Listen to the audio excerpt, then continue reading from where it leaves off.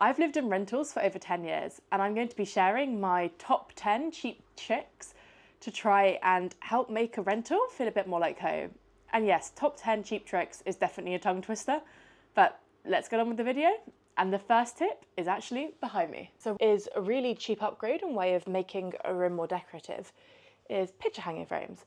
So this helps add height to the room so that all the furniture is low lying and brings the eye up, but these can also be done in renter-friendly homes through the use of command hooks, which are these hooks. They're renter-friendly and all you have to do when you remove them is pull down this bottom tab and it will come right off without harming the walls. The other way that I have made this relatively cheap upgrade for myself is I brought the frames. I think it was kind of a budget store like Denel, 3 matching frames. And inside is actually wallpaper samples, which I got for free. So this worked out as a really good hack and will be completely deposit releasing at the end. And you can make for really nice things like a picture corner. Now, although this is a small corner in the room, what it does demonstrate is not only my picture hanging technique, and this is some more kind of decorative pieces, it also brings me on to my next point, which is bringing in life. Now this plant, it's a beautiful raw plant, I've had it for a long time, but bringing in this greenery throughout a room really kind of brings it to life in any way that you can do that. So I have this, a yucca plant, some kind of dried shrubs, and you can use it as well in things like the kitchen, where, for example, I have a money tree, very low effort and just thrives there and brings colour and life into a room. My next tip is down on the ground, thinking about how you can contain clutter. So these boxes really help to visually hide what could be quite a lot of clutter under here. So for example, in here I've got paperwork and in here I've got exercise equipment, and it just makes a really more visually cohesive room. And these don't have to be expensive. I've got these for free on a marketplace, but you can get boxes for a few pounds that will do exactly the same job. Now, also down on the ground, this isn't going to be the perfect example because we live here, but I also like to try and tame wires in any way that I can. So I have an extension cord which allows me to plug my laptop in when I'm using it. I generally put the wires away when not needed and store my laptops in some laptop storage. But also using things like this really cheap bit of wire gatherer, wire tubing, which allows me to put together the light and screen from my desk all within one tube, which just makes it less visually cluttering down here. And things like putting another command hook, really love my command hooks, onto the desk so I can hang my headphones. And yes, there are some wires there that aren't the neatest. We have a fish tank, but it gives you a bit of an idea of like what we try to do and hide the wires that we can, and those that we can't, we again try and tame them together. And that's my next tip. This may not be the neatest wardrobe, but I've got some really great hacks in here which are super friendly and just make it so much more usable. And I'm not going to repeat the command hooks for hanging accessories. So the first one is this light. So this was super cheap. I think it was like a £5 or something. And it's a motion sensor LED strip. So this is the sensor here. The LED strip runs along the top and it means that when I open my wardrobe, it lights up, which also means late at night, I can open the wardrobe light without having to turn the room light on. It just works really well and it's been going for years now. I've moved it from place to place and it's just one of those items that I just now wouldn't go without in a wardrobe. Why do you not have for a few quid motion sensor lights? So that's one. I promise you 3. Second one, and again, probably not the best example, and you may have your reservations on this, is having all matching hangers. So I think it's really visually appealing. It makes it really easy for just me to put things back and find them. And for myself, I'm very happy with like the cheap black plastic hangers. In this wardrobe that I'll show you, I have those felt ones, but I personally just don't like the sound of the metal scraping against a metal clothing rail, but that's very personal. I like these hangers, they're also cheaper. But what I have which is slightly different, and just so you're like, hang on a minute, you said keep all the item hangers, we've got a few that are different. These are hangers I use to track my clothing, which I can do a separate video on.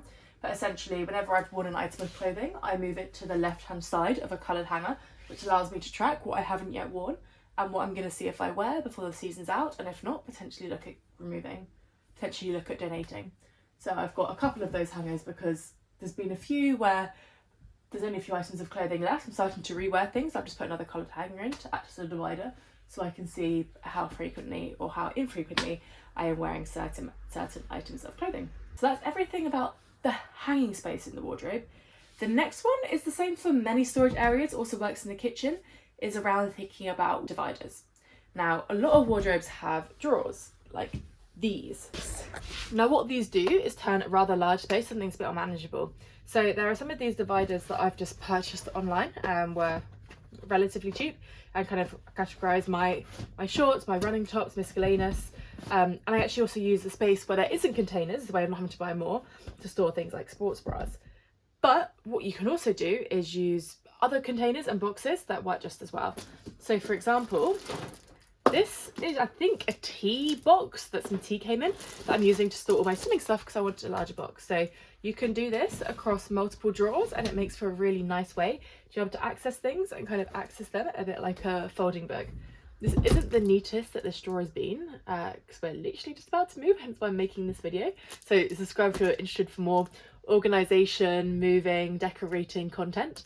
But it gives you an idea of how these containers can really help divide up the space and make it much more manageable. And I'm going to show you through my partner's wardrobe what that can look like in my wardrobe. So again, light up lights, I've got to love them. Hangers, which, okay, they're not all matching, but are a lot more of this kind, which are thinner and allow for a bit more movability. I personally just don't like them as I can't get clothes off as easily, and they're also a bit more expensive.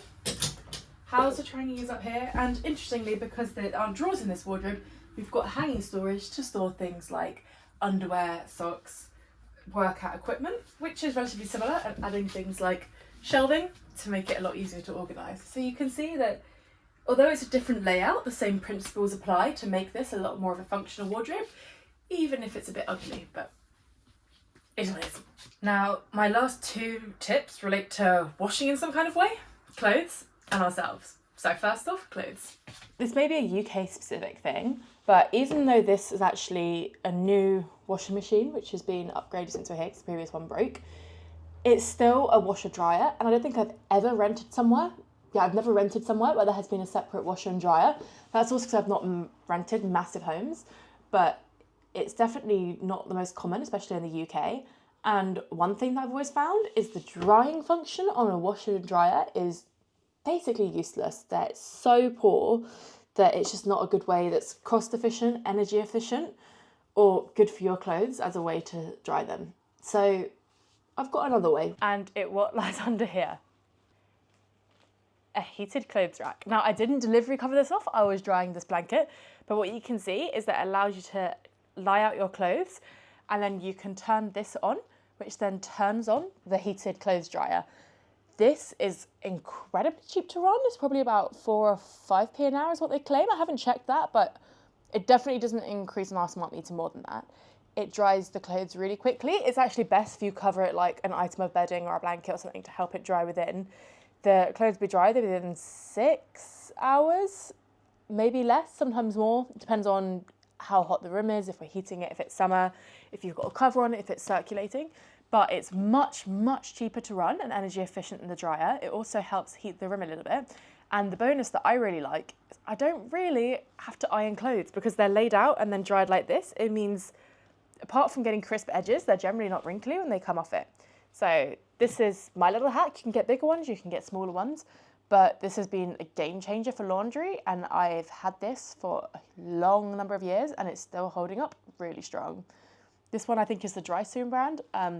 I'm sure there are others, but I can kind of testament to how well this has lasted.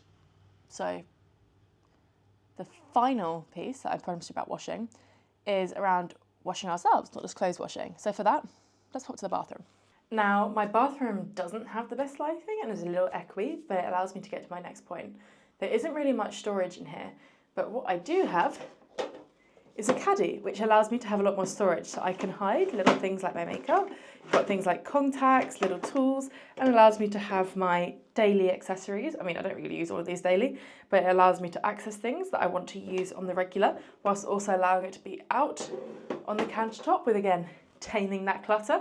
A bit of a theme going on. So that is what I like to have in my bathroom. Now, what I haven't showed you is the rest of the mess in the apartment. That's because we're about to move. Very excitingly, we're now moving out of rentals for the first time ever. So I'm going to be showing you a little bit of what that process looks like to help share with you. So hopefully you enjoyed this video and wouldn't mind giving it a like. I'm curious to see, are there any tips that you maybe haven't tried or tips that I've missed that you think would be useful for others? If so, please comment that down below. And if you've seen my channel before, welcome back and thank you very much for watching this video.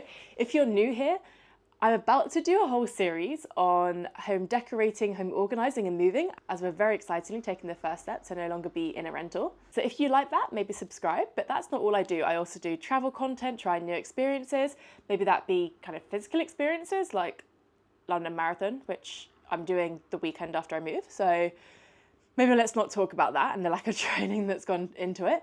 But experiences like that, scuba diving, traveling around the world, trying triathlons, trying different jobs, so maybe trying what theatre is like, trying new languages, all kinds. So if you wouldn't mind maybe subscribing to the channel and watching a few more videos, that'd be really appreciated. And see you in the next video.